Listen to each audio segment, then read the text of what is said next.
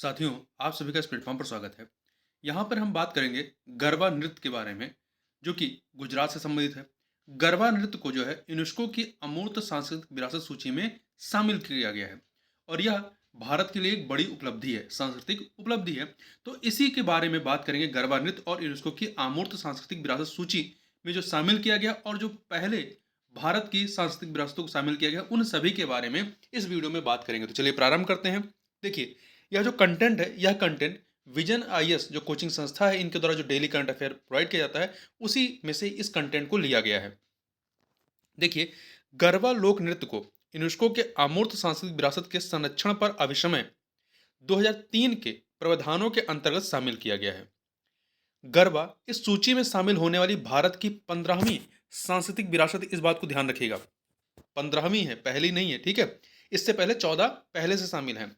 तो यह जो आपका अमूर्त सांस्कृतिक विरासत है, जिसे शॉर्ट में हम लोग आईसीएच कहेंगे, ठीक है, में शामिल भारत की जो 14 अन्य सांस्कृतिक विरासत हैं, उनके नाम भी हमको पता होने चाहिए, क्योंकि कई बार मिलान करने के लिए पूछ लेता है और सन के साथ याद करेंगे।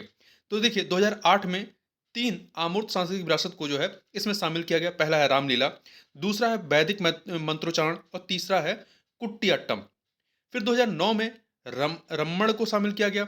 फिर आपका 2010 में 3 चीज़ों को, मुडी मुडियट्टू, कालबेलिया व छाऊ नृत्य को शामिल किया गया। छाऊ नृत्य आपका पश्चिम बंगाल में होता है, असम में होता है, ठीक है, और उड़ीसा में होता है। उसके भिन्न भिन्न रूप हैं। कालबेलिया आपका राजस्थान में होता है। इसके बाद 2012 में जो है लद्दाख का बौद्ध जप को शामिल किया गया। 2013 में मणिपुर के संकीर्तन को शामिल किया गया और 2014 में जो है 2014 में पंजाब के जठियाला गुरु में ठठेरों द्वारा निर्मित पीतल और तांबे के बर्तन को इसमें शामिल किया गया। फिर 2016 में 2 को शामिल किया गया, कौन कौन से, योग और नवरोज को। फिर 2017 में कुंभ मेला को शामिल किया गया और 2021 में जो है कोलकाता में दुर्गा पूजा को शामिल किया गया। और 2023 में आपका यूनेस्को की अमूर्त सांस्कृतिक विरासत सूची में गरबा को शामिल किया गया। इस प्रकार से पूरे 15 अमूर्त सांस्कृतिक विरासत हैं जो इस सूची में शामिल हैं भारत के संबंध में। तो इन 15 के नाम आप याद रखिएगा सन के साथ में। अब आगे बढ़ते हैं। अब गरबा नृत्य के बारे में बात करते हैं, जिसको शामिल किया गया है। गरबा जो है यह एक अनुष्ठानिक और भक्तिपूर्ण नृत्य है। इसका आयोजन नवरात्रि के दौरान किया जाता है। नवरात्रि उत्सव के दौरान नारी शक्ति की उपासना की जाती है। यह नृत्य जो है जनन क्षमता का उत्सव मनाने, नारित्व का सम्मान करने और मातृ देवियों के प्रति श्रद्धा भाव प्रकट करने के लिए आयोजित किया जाता है। अब बात करते हैं अमूर्त सांस्कृतिक विरासत के बारे में, आईसीएच के बारे में। तो देखिए, ये विरासत ऐसी परंपराएं, अव्यक्तियां, ज्ञान, कौशल, कलाकृतियां आदि होती हैं जिन्हें कोई समुदाय, समूह तथा कुछ मामलों में व्यक्ति अपनी सांस्कृतिक धरोहर के रूप में चिन्हित करते हैं।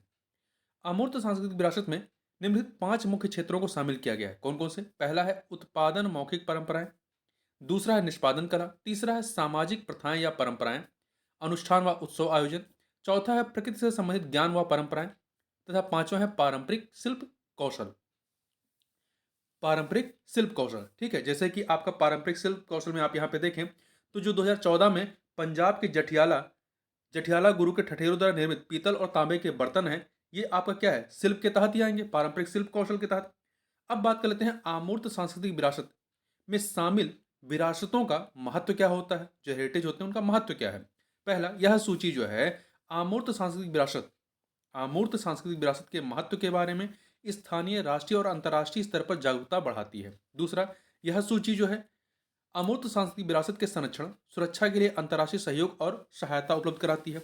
अब हम लोग बात करते हैं कि अमूर्त सांस्कृतिक संरक्षण के संरक्षण अमूर्त सांस्कृतिक विरासत के संरक्षण के लिए भारत क्या प्रयास कर रहा है। तो देखिए, पहला, भारत सरकार ने अमूर्त सांस्कृतिक विरासत से संबंधित विषयों पर विचार करने के लिए संगीत नाटक अकादमी को नोडल कार्यालय घोषित किया। तो महत्वपूर्ण यह है कि यहाँ पर नोडल कार्यालय कौन सा है, तो इसके लिए ये आपका संगीत नाटक अकादमी को नोडल कार्यालय के रूप में घोषित किया गया है। तो इस बात को याद रखिएगा।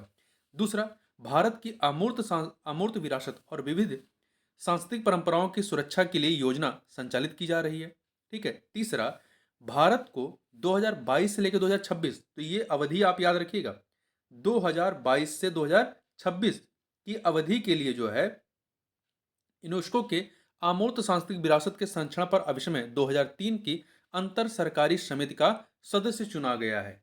ठीक है, तो ये हमने बात की गरबा नृत्य और जो अमूर्त सांस्कृतिक विरासत सूची है या जो अमूर्त सांस्कृतिक विरासत है उसके बारे में। तो इस वीडियो में बस इतना ही, मिलते हैं नेक्स्ट वीडियो में, तब तक के लिए बहुत बहुत धन्यवाद।